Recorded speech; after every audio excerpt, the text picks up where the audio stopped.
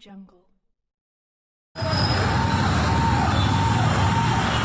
Saki, but we will appoint the councillors through an independent agency, and once it is registered in the police station that they have come up with a 498A issue, we will not register the case.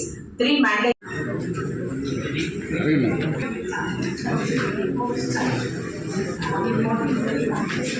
సమాజంలో మహిళల స్వేచ్ఛని గురించి వారి ఉందాతనాన్ని కాపాడటం, అవకాశాలను సమాజంలో కల్పించడం అంశాల మీద మంచి చర్చా కార్యక్రమాన్ని చేపట్టారు. అభినందిస్తున్నారు వారిని.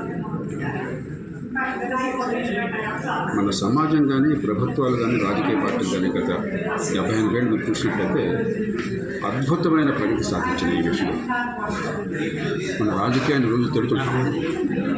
దాని ఇంకా చాలా కారణాలు ఉన్నాయి. అవినీతి ఉన్నది, అసమర్థత ఉన్నది, నియంత్రణ కుట్రలు ఉన్నాయి, అధికార దుర్వినియోగం ఉన్నది, అహంకారం ఉన్నది. వీటిని వ్యతిరేకించాలి.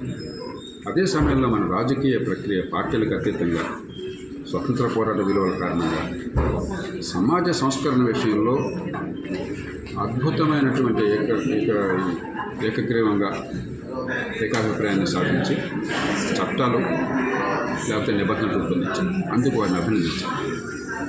సమాజం కూడా వారిని వ్యతిరేకించారు. మహిళల గర్భస్రావతిని 1971 చట్టం అయితే ఈ సమాజంలో ఒక్కళ్ళు కూడా ఏ కులం, ఏ మతం, ఏ ప్రాంతం చెందిన వాళ్ళు కూడా వ్యతిరేకించారు. అమెరికా లాంటి దేశంలో ఇప్పుడు కూడా కన్నుంచి వస్తున్నారు ఈ దేశాలు. కాబట్టి మనం వైఫల్యాలను గుర్తించే ముందు సాధించిన విజయాన్ని, సమాజంలోని బలాన్ని కూడా గుర్తించడం మంచిది. ఖచ్చితంగా గతంతో పోలిస్తే మహిళలకు, ముఖ్యంగా మధ్యతరగతి వర్గాల్లో మహిళలకు అవకాశాలు పెరుగుతున్నాయి. మంచి విద్య బాగోలేకపోయినా ఉన్నంతలో మంచి విద్యను మహిళలు పొందుతున్నారు. ఏ కాలేజీకి వెళ్ళినా, యూనివర్సిటీకి వెళ్ళినా, ఇవాళ వృత్తి కళాశాలలో 60-65% మహిళలు ఉంటున్నారు, ఎంపికవుతున్నారు పోటీల పరీక్షలకి. మరి అక్కడ కానీ వేరే మెడల్స్ కానీ వాటిలో చూస్తే, ర్యాంకులు కానీ చూస్తే 80% మహిళలు ఉంటున్నారు. మనం గర్వపడాలి.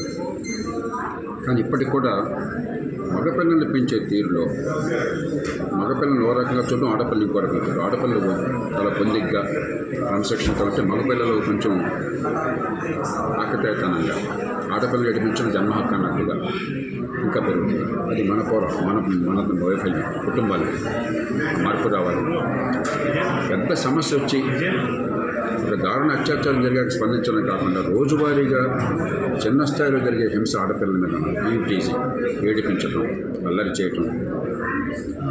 మన సినిమాల్లో కూడా అదేదో ఆడపిల్లని నడిపించిన గొప్ప హీరోస్ అని చాలామంది. కాబట్టి గోటితో పోయేదాన్ని గొడ్డల్లాగా వెళ్లకుండా అలాంటి చిన్న నేరాలకి వెంటనే శిక్ష పడుతుంది. చిన్న శిక్ష అయినా సరే అని భయం కలగదు. 1000-2000 జరిమానా వేయండి. విద్యార్థి అయినట్టయితే ఇంకోసారి చేస్తే మీకు ఆ సీటు పోతుందని చెప్పండి.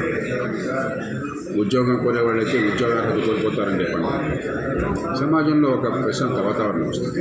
అలా కాకుండా రోజు ఆడపిల్ల బయటికి వెళితే విద్య కోసం కానీ, ఉపాధి కోసం కానీ, లేకపోతే సమాజంలో కార్యక్రమాల్లో పాల్పంచడం కోసం కానీ, అరే ఎక్కడ ఎవరు ఏడిపిస్తారో, ఎక్కడెవరు చికాకు పెడతారో అని చెప్పిన దానికి తలవగ్గడాల్సిన అవసరం వస్తే అది భద్రమైన సమాజం కాదు.